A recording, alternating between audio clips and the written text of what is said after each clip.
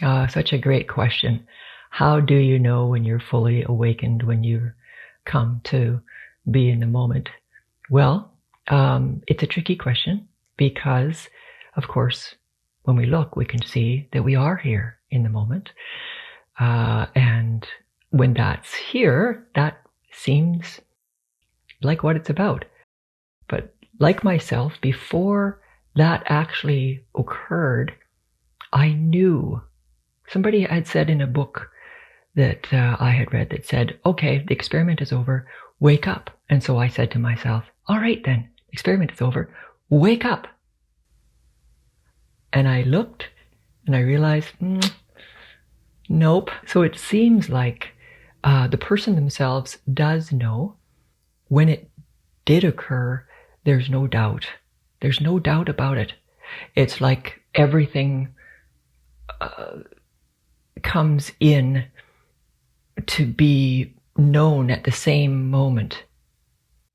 So any feeling of as if you have an edge or anything has an edge disappears, and yet everything still remains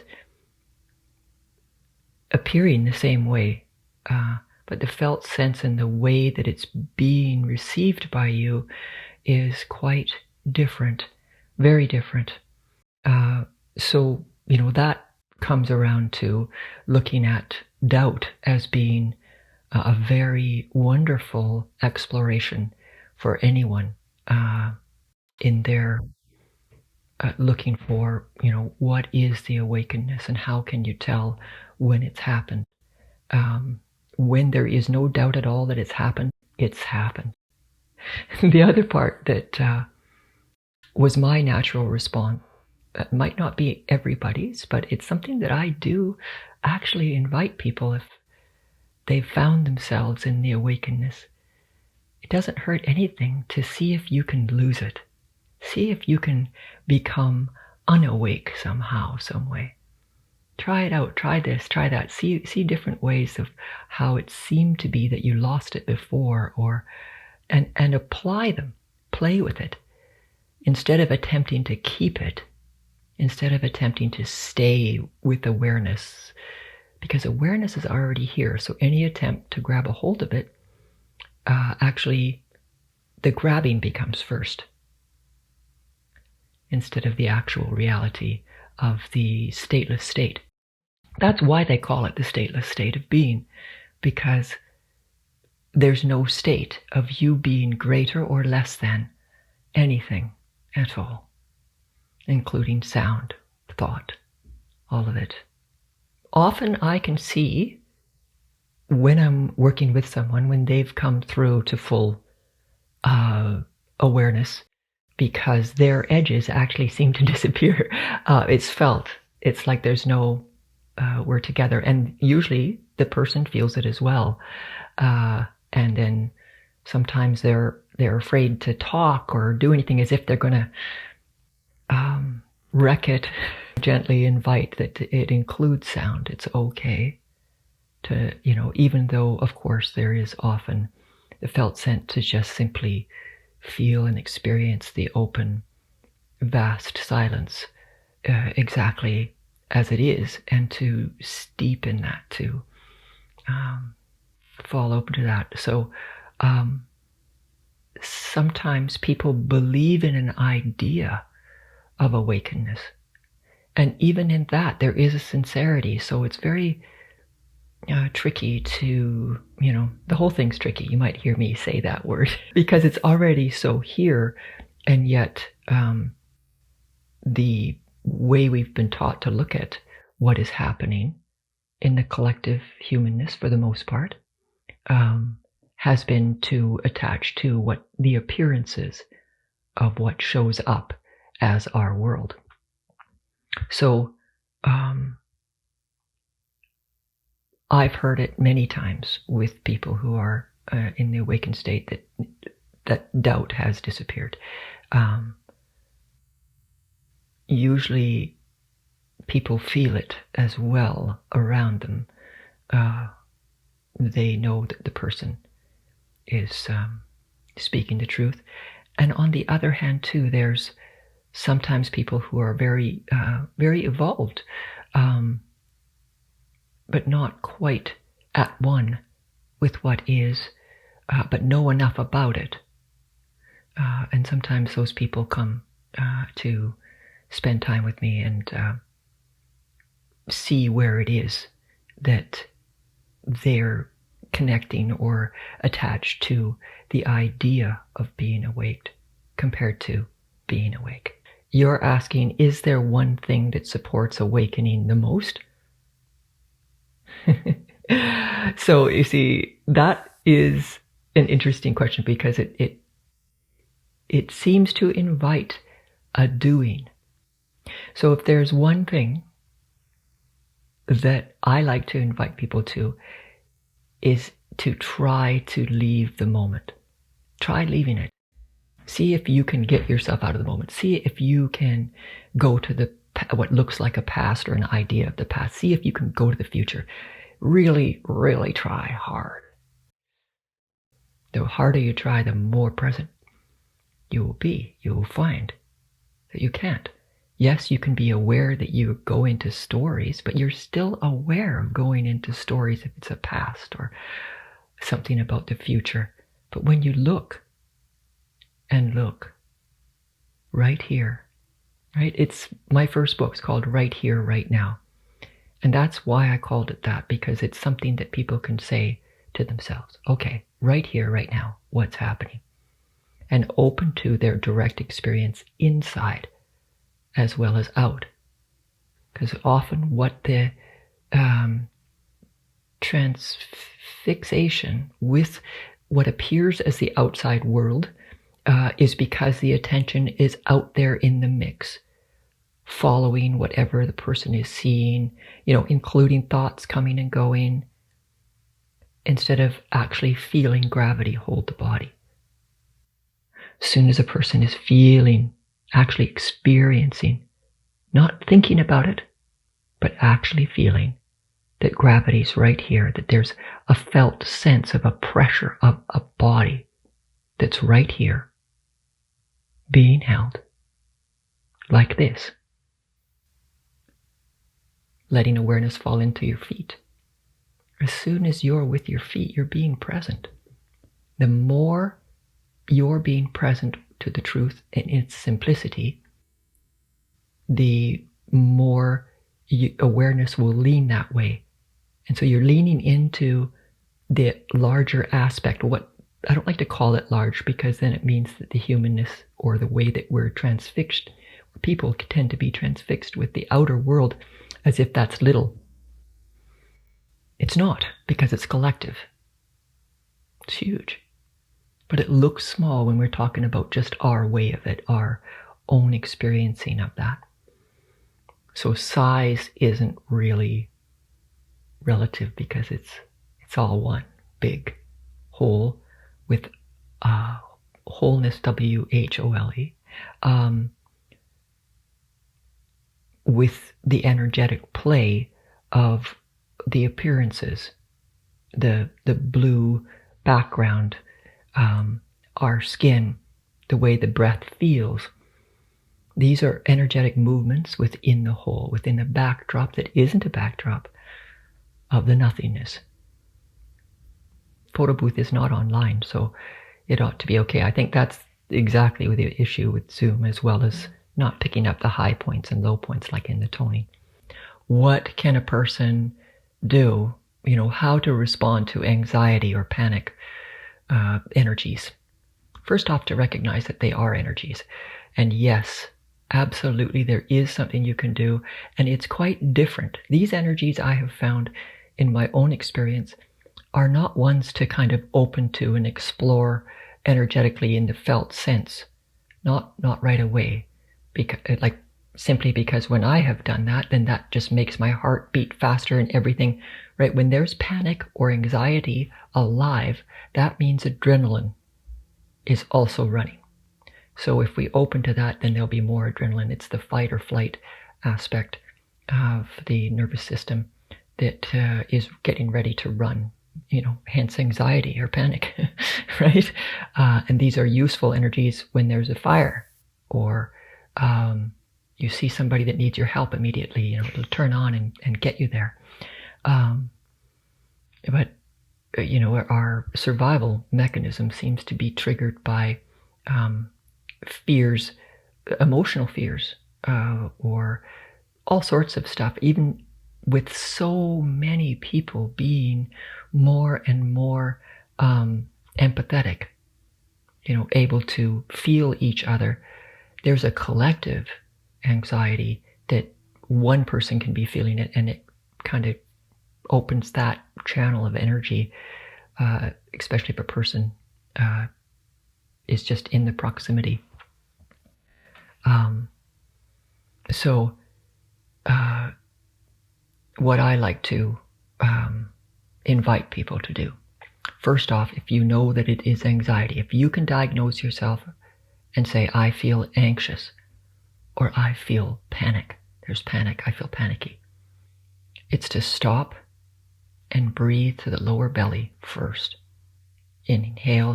There's two ways to do this. You can inhale through the nose and exhale through your mouth like you're blowing through a straw. And inhale through the nose and exhale like you're blowing through a straw. Letting your awareness be with the breathing. Or you can breathe in to the lower belly, making it like you're pregnant. And then exhale, bring the belly button back to the spine. Inhale, pregnant belly. Exhale,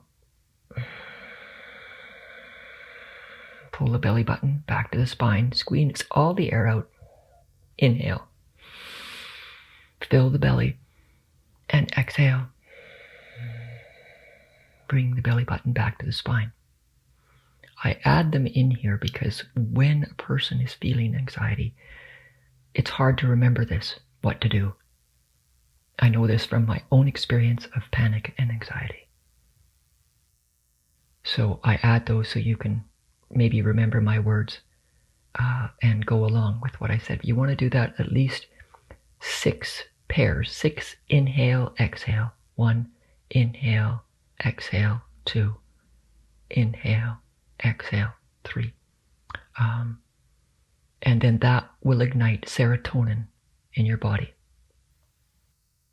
And that will meet that adrenaline.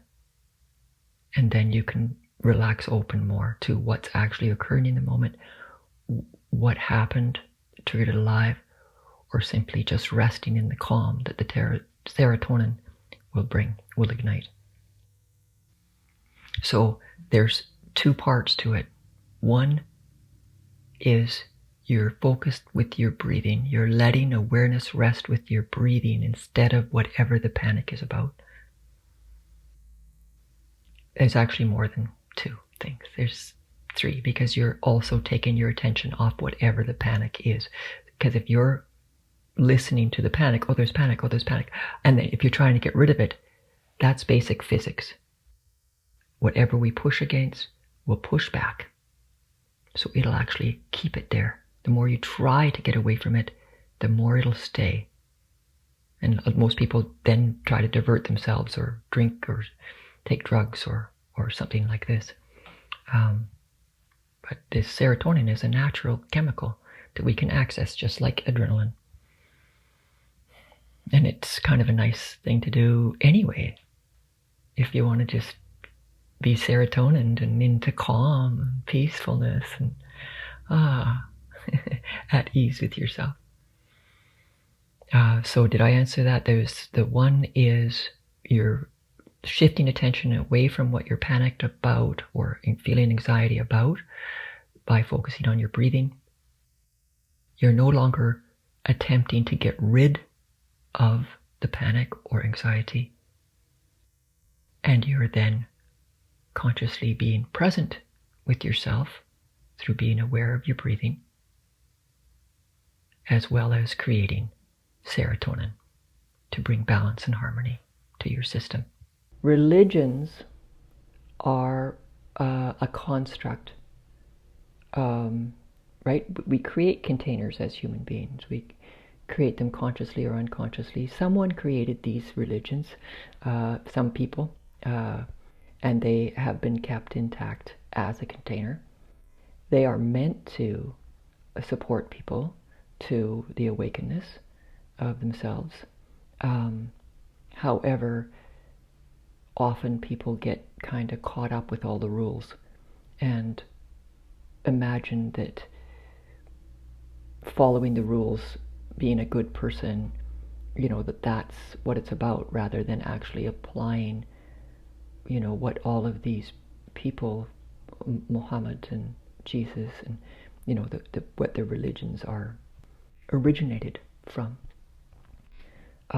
Those people were talking quite differently than what the people who heard them and created the Bible,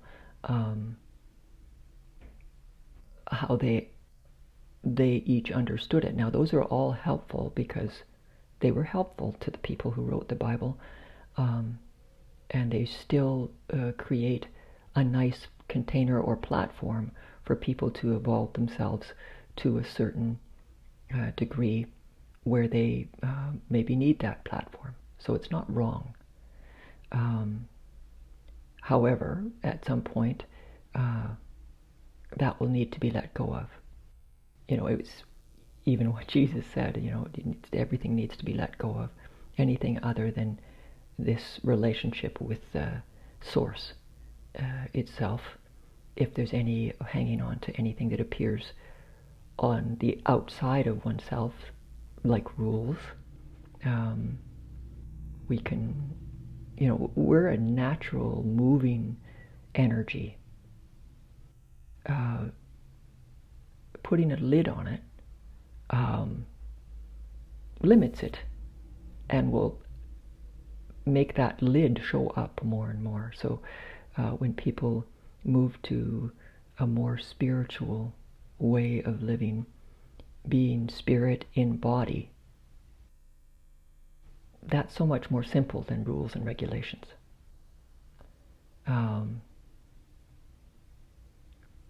That it's just more free and simple and ordinary. There's no hierarchy. There's no getting better. There's no becoming a priest or priestess or some sort of earning. Spirituality is already here in every single person. And it doesn't have to do with any rules. It doesn't have to do with whether they're male, female, who their sexual partner is, or what they're attracted to, or who they're attracted to, colors of skin, and or believing in religions. Spirituality doesn't limit in any way. Religions contain the person to that religion, and then the rules within that, they can be. So we can be with a religion and be spiritual within it. And we've met many people like that, but at some point, usually with the fully awakened people, they've let go of the religion. Now, the current Pope, Pope Francis, seems to be, in my opinion, leaps and bounds more spiritual than popes in the past. And we can see that by his actions and what he shares in his inclusivity. So I don't think he's, or from the looks of things, he, just as we are bound in some ways, not bound as a holding back, but we do need to take care of this person that we are. We do need to provide shelter for ourselves and food and emotional needs to be taken care of. However it is that infinity shows up as a you or a me, we get to tend to these. So Pope Francis does, and I'll call him Francis, not out of irreverence, but out of joyful inclusion of him as a human being who's living more of the truth of who he is and taking action to undo ancient conundrums. I feel so grateful about that. That shows that the world is really changing. And yes, he's still working within the parameters of where he finds himself, and that he's been given this opportunity, and he's taking it. Just wonderful. Well, people invite me. So there's a call in them to be in person, and I trust that. So the initial part is that they feel a nudge or a pull to support what I offer, I suppose, in the local vicinity, and then we go from there. We'll be in a conversation, and it'll, a mutual yes. I'll feel into it when I'm invited, and then we go to see if the yes continue to have me come. And so the details, the practical details of it, that it can fit with our calendars, right? These are containers within the energetics of the display of existence, that we choose a date. Like you and I were able to say, okay, at 11 o'clock on Wednesday, let's get together, and we were able to meet. So there's a, time is used as a way to create containers that we can then meet each other in, right? It's wonderful. And at the same time, time actually doesn't really exist. Same as distance. So even though, like when you're in Ireland and I'm here, we share the same moment.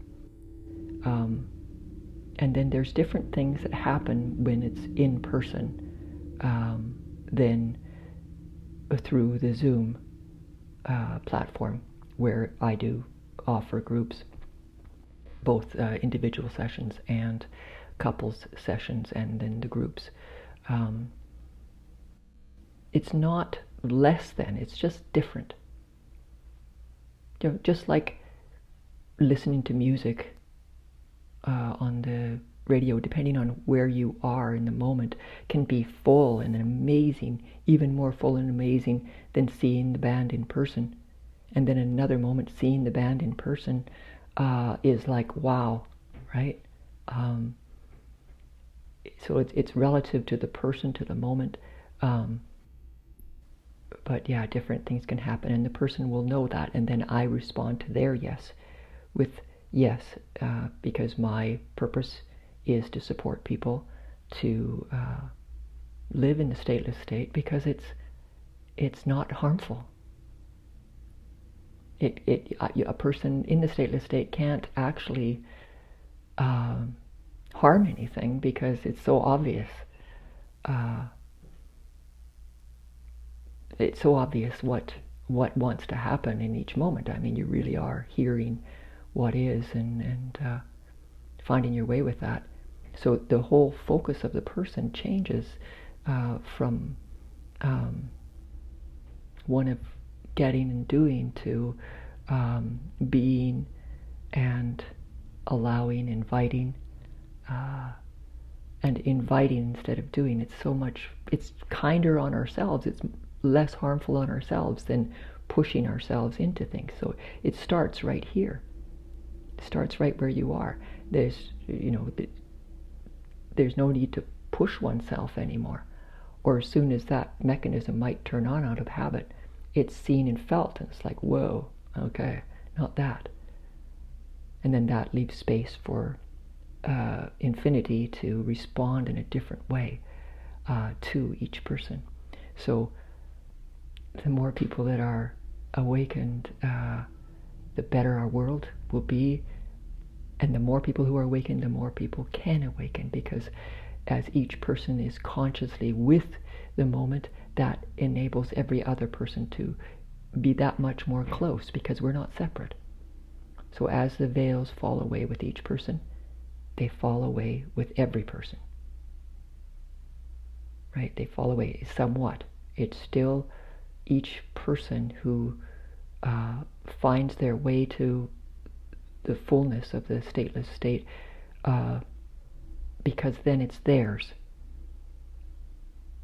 They know, and they know what happened, and how they danced with the universe to allow this fullness.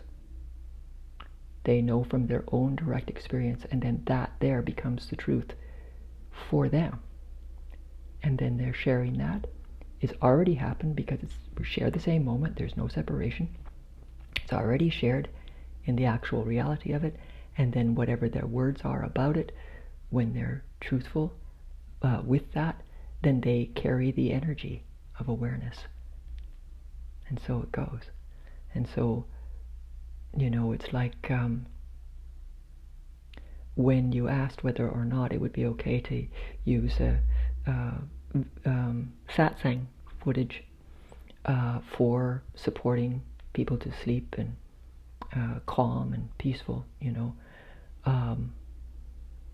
even though, because some of the video was not calm and peaceful, lots of laughter and things like that, got cut out, it doesn't really matter.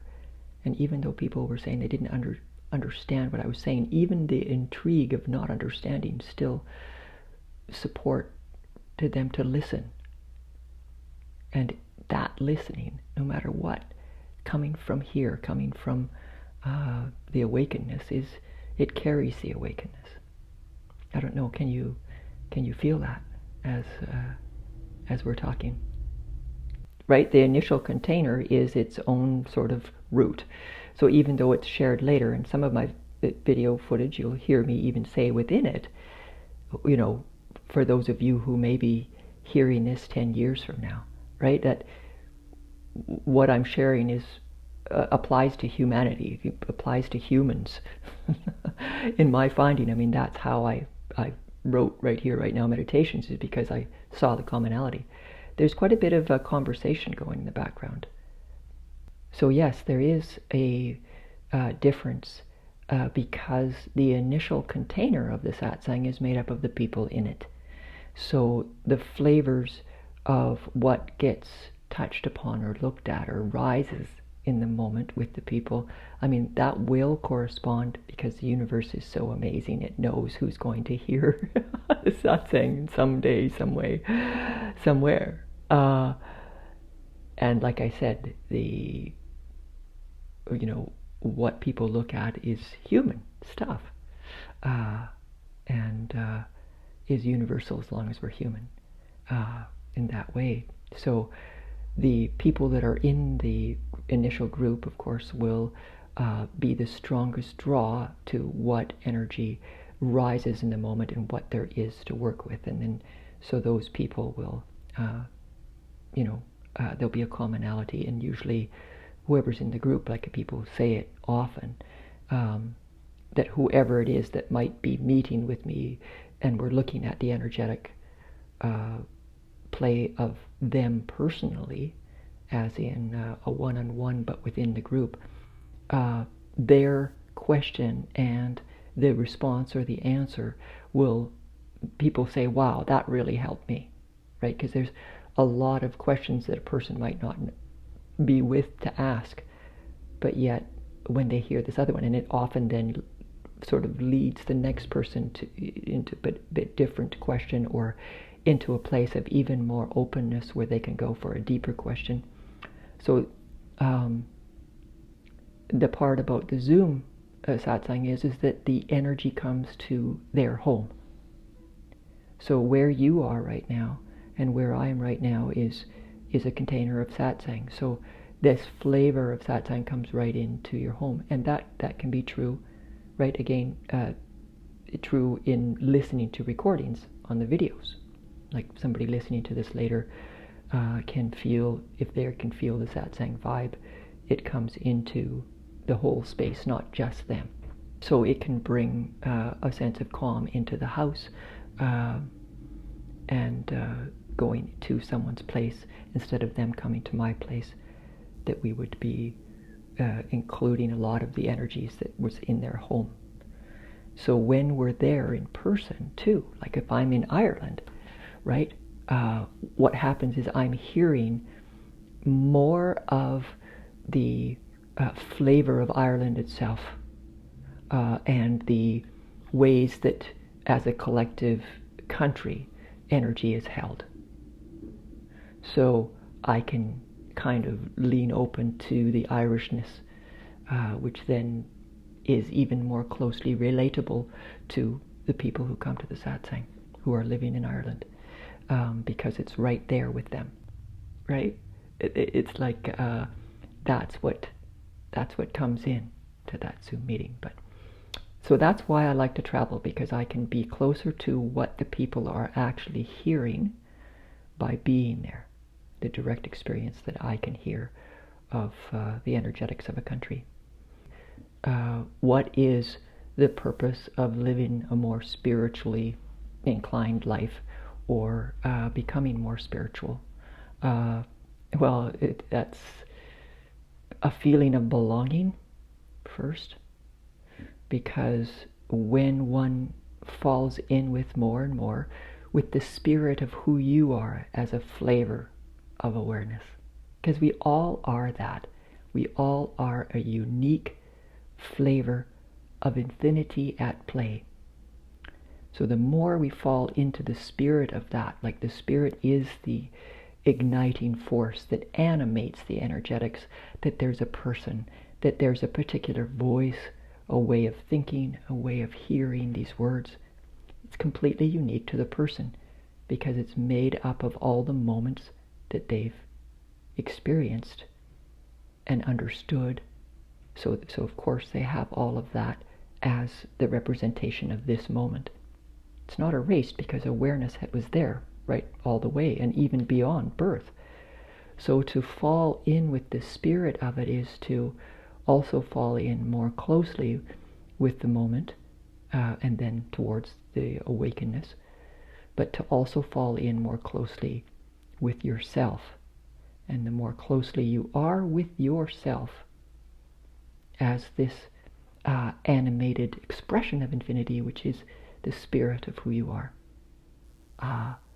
then the easier, more joyful, more harmonious it is to be alive.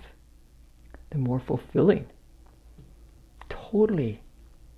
I don't know if I can invite more love. Like when I say falling in with yourself, for me that does mean falling in love, because love is that spirit that animates. It's my finding that it is love, the spirit that resides at the root of all that animates the energetic display of the universe is love. Because we are really nothing. Once the habitual idea of as if we're a something that lets go of, and even though we're still here, there's a felt sense as if we're actually nothing, because it's all the same. The experiencing becomes one of all the sameness, and then out of that something new emerges, and then love gives us relativity, that we can find that there is a something here, that it's not nothing, it's also, it is nothing and it's everything. And we get to play it, we get to play a life, we get to be with a life, we get to find our way with what goes on, right? How do we know what to be with? It'll repeat. It'll come knocking right at our door by thought. If there's something that's bothering us, that's love bothering us, and then we can look at the bother. And that's what I support people with, is looking at the energetics of what's been repeating in their lives in conjunction with awakening. So there was an earlier question about people who are in the awakened state and yet having some difficulty with living life, because when it's sort of like when the nothingness is known, it's sort of like, well, now what? everything disappears. What was is no longer true, because you can see it's not there. And so for these people, I'm often sort of a mentor. I'm a mentor anyway, because no matter what, I'm supporting people to themselves, not to make me into something, because I know I'm completely equal to you, to everyone. It's like impossible for it not to be true. So that's what I'm here to do, is support people to falling open to that. And so sometimes people have come into the awakened state and they've had imagination around what that's going to look like.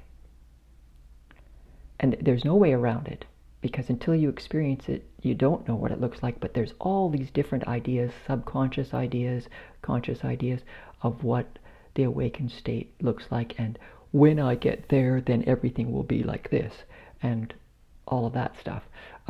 Those will all rise to be met, and the truth of the moment be known in conjunction with those. So you'll get to know those.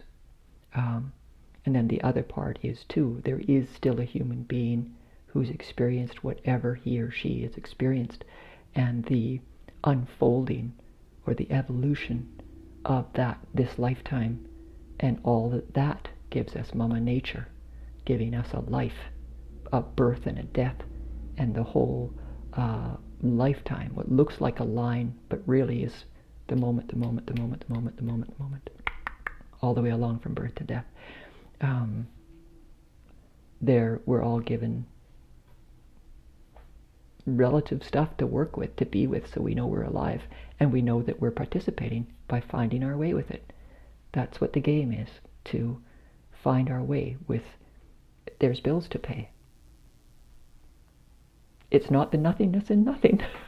And some people are, right? They really don't want to engage in what the world looks like, because the world has also become so traumatic and so sort of black and white in some ways.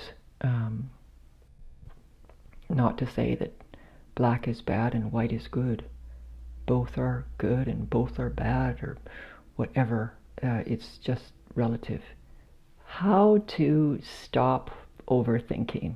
Well, what is it that's aware that overthinking is happening? First off, to look to see what part of the person, if they can diagnose themselves as overthinking, in that very same moment, they can look to how do I know overthinking is happening? And that might start an interesting exploration. But if the person grabs a hold of that and then starts thinking about it, they're going to be aware of that, because basically when a person is overthinking, they're uncomfortable. It can be an addiction, one that we're trained to, one that's normal, and it's harder to address because it's not seen. It's not, alcoholism or workaholic or controlling people. Overthinking can be an addiction to have the person's awareness more with what's happening in the platform we call the mind, which isn't really anywhere, right? We just see those thoughts, they come. We're watching them chew on themselves. But what is it that's watching that? What is it that's aware of that? And also there's this wonderful, wonderful body that's here. So with overthinking, that means a person somewhat top-heavy. Then you want to bring a balance to what's being experienced as a body. So to come down into the physicality. And to keep coming into the physicality. If the thoughts are turned on, come into the physicality. Even if there's a need to tap. This is where yoga is so good, because it keeps a person sort of more aware of their body, just to even have the postures, however it is. I'm a Kundalini yoga teacher, so of course it is definitely something that brings in the physicality. These different exercises, the breathing, all of that can bring quite a presence. But even that, people can be doing a lot of thinking. But it's to keep coming back Because any attempt to push the thoughts away will keep them there. So it's sort of like finding them. Oh, okay, I'm going through, the thoughts are going on and on and on and on. Any attempt to stop those keeps it going on and on and on.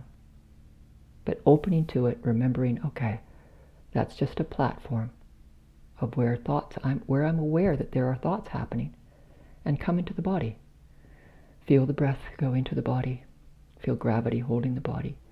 Notice that the chair is holding you 100% if you're sitting, or the ground is holding you 100% unconditionally. The ground or the chair does not matter what color your skin is, what you believe in, what you've done and what you're going to do.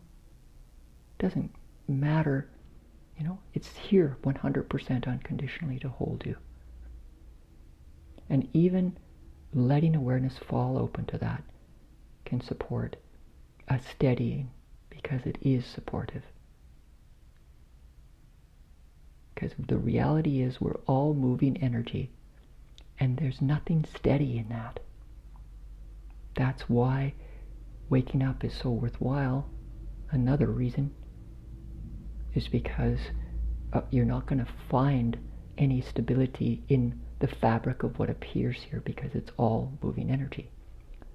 But what is steady so far up until now is gravity holding us here, enough air, awareness that you exist however you do, and this stillness, this silence. It can't leave us. The nothingness is here always. Everything's going into and out of that, never-endingly. So to know it, not by thinking it, but to know it by its direct experiencing of it, that's why it's love, because anything that comes out of that is a gift, a pure gift to us that we get to experience, that we're alive. Great question of what can a person do to support themselves to sleep at night, right? There is so much. First off, let's look at why. In the human collective right now, there's a surge in awakening and wakefulness. And that can actually, it's the world over. So it's an actual energy of waking up, which is a way that people are, when they become a certain level of aware, the collective is coming and going through their system. So when a person finds themselves in wakefulness and not able to kind of fall into the sleep mode at night, first off, it's wonderful to call their energy home from wherever it is.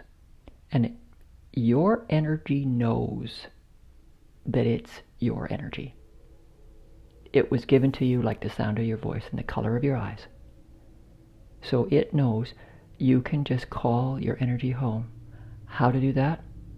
Relax your body open. Breathe and say, hello energy, welcome home, I welcome you home. And then open to it. So your part is relaxing, open. You've already invited. It's just like inviting the dog in. You don't need to go out there and get behind the dog and try and bring it in. You call the dog and you leave the door open until the dog comes in. Same sort of thing. You open the door to your own energy and you call your energy home. Whatever's available at that moment will come home. You'll feel it. Relaxing, open. Let it come home. And the other part too of that is also relaxing your body open, so whatever is not your energy, whatever you might have gotten tangled up with in the day, in the week, in the month, in the year, in the lifetime, everything is possible. You can relax open and say, whatever is not my energy can leave now. And again, it's relaxing open and feeling the energy leave. So in this way, it helps to untangle. That's a great exercise at any moment, but especially for sleeping, to bring in sort of what's yours first, because there can be a hearing of the collective awakenness that's becoming more evident. The more that people are clamping down and us and them way of living, and however that turns out for them, the more the freedom keeps happening with more and more people who say, okay, not that. That's this oneness? What's this awakenness? What can I do and be in care of my own heart and be true to that? So as more people are waking up, it becomes more and more evident. There's evidence of what is not waking up, and those people who are not ready yet, the fear actually gets stronger, the adrenaline, the anxiety, all of that. So it becomes more of a collective situation. We aren't separate. So allowing yourself sleep is not only great for you, it's also great for the collective. But I like to support people to first bring themselves as much to themselves as they can. And even in this exercise, you might find you fall asleep. The other part is a very simple, practical thing, and maybe I should be getting in contact with the publisher of this book. But when my children were little, my first son was waking up 4 times at night, and I became pregnant again when he was 8 months old. And I just, growing a new baby, I just hadn't really gotten over the birth and all that of my first son. So I went to my doctor. My doctor recommended a great book called Solving Your Child's Sleeping Problems by Dr. Richard Ferber. It's an old book, great book, because what it gave me is it talks about the sleep mode, the states of sleep, and what happens with a child. And so if people who have trouble sleeping were not supported to learn to sleep on their own, to give themselves sleep, if they were given some sort of prop like a bottle, a breast, white noise, TV, somebody holding them and soothing them off to sleep, those are props. And so the person will sleep most deeply with those. Well, as an adult, we're not likely going to be being held and rocked to sleep. And then when we wake up at night, and whatever that is, there's an effect that we come in and out and come up to the surface. And it won't feel safe for the child, because when the child went to sleep, they were with a bottle, or they were with some sort of soothing something other than themselves. So both my sons, once I got the book and went through the very, very hard part of not participating in his sleeping, and trusting that, and there's a method. It's not mean, it's not harsh, it's, starting with 3 minutes. And so it's a gradual process of supporting the child to learn how to sleep. Now, both my sons, who are in their 30s, sleep like you wouldn't believe. In fact, my one son got an award for, and that information is valuable for anybody. And of course, as if a person is a parent, I recommend that book. A lot of people feel like it's hard on the child, and that they might, it's hard to talk about this because I don't want to call anybody wrong for not following what this book suggests and imagining that it might be mean, but I'm a logical, practical person, and the information in the book was very practical to me, and I understood, and so I followed through, and it worked. So that was one of the most loving things I could have given my son. Sleep. Very successful computer scientist. He's moving to Berlin in August to live and work there. because it's a good market for computer scientists. So if a person has a tendency of where things go wrong or things, and that you notice that, say, when you go traveling, that it often happens that your bags get lost, that, the tickets, different things happen that aren't flowing. What can you do? Well, in this way, when you've noticed that, it's with tendencies. I would call that a tendency where a person is attracting certain types of happenings for whatever reason. Now, there's one way you can go through the experience, and when things get triggered alive, i.e. goodbye to your bags and you're there without any toothbrush or underwear, you can then visit with the energetics inside yourself of what's really happening when it seems like the outside details are not working out. So it's to feel, what does that feel like when the outside details are not working out? And you can be proactive in this and just remember those times and also hear what's happening inside, because then you bring those details to this present moment. And you can visit the very details. What did it feel like? What did I feel inside? And you'll be looking for an energy of something heavy, something tight, maybe something, it can be an ache or pain. It can be anything, but it will be some sort of energy inside. So what happens so on the inside, so on the outside? So when we travel, we move from our energetic connection that's known with Mama Earth. So we're on the fly. So there's a freedom to that because it feels different and new, but there's also less groundedness because we're not in a place that our whole system is used to, the energetic connection, the magnetic connection with the earth, where the person is and whatever home means to them. So when we're on the move, that's moving, and it doesn't quite catch up until we land again, and that's what my feeling is what jet lag is.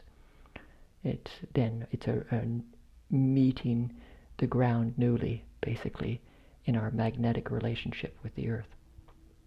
So when we're out of that, it can bring other stuff inside. So inside, so on the inside, so on the outside. If it's a turmoil outside, there'll be some sort of turmoil inside.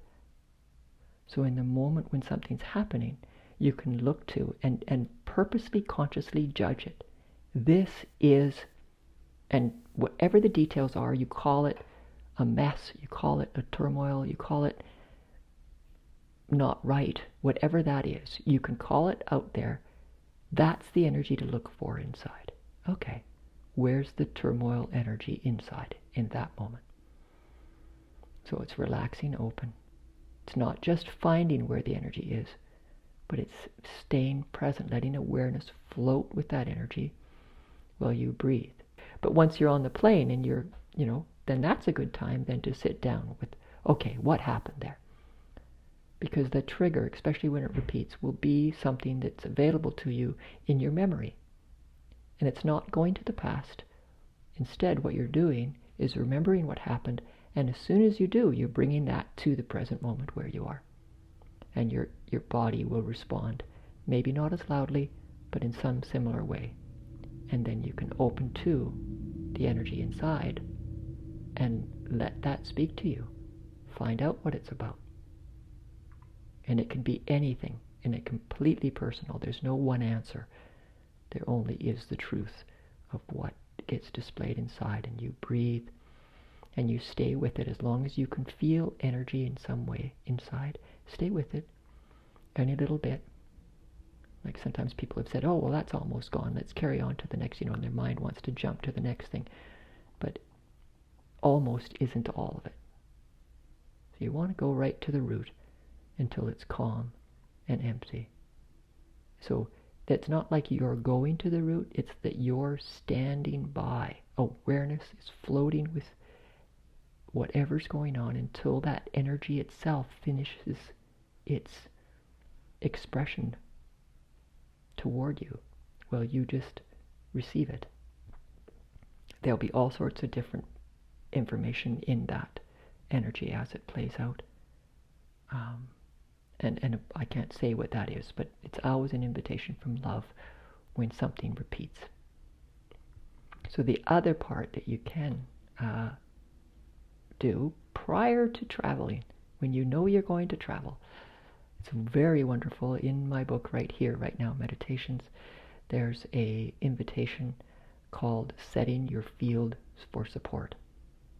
So it's a meditation, a step-by-step meditation, where you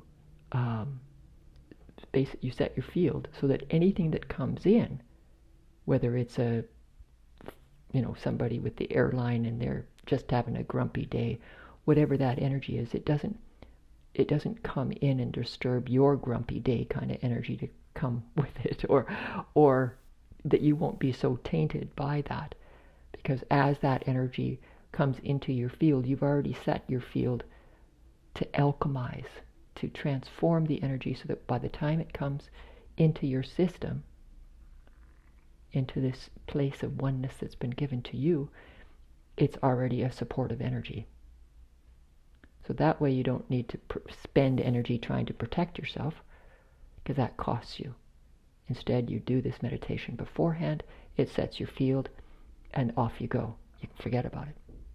The more often a person uses it, maybe on the flight in between, it's a totally nourishing meditation as well. So even if you just want to do it for fun, it's like I say, it's nourishing. It's very, very good for your system,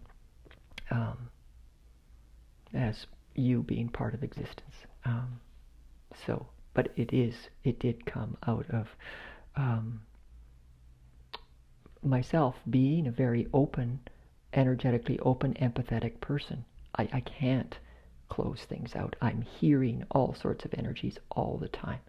So I needed to learn how could I function in the world when I'm hearing things this way. And there's so many more of people like this that can hear all of what's going on, and it becomes harder to figure out where you are and where they are and all that. So this is a great meditation for sort of claiming the space you've been given and then setting the field so life's a little more easy and enjoyable. And it comes out of me needing to find something, so I created it.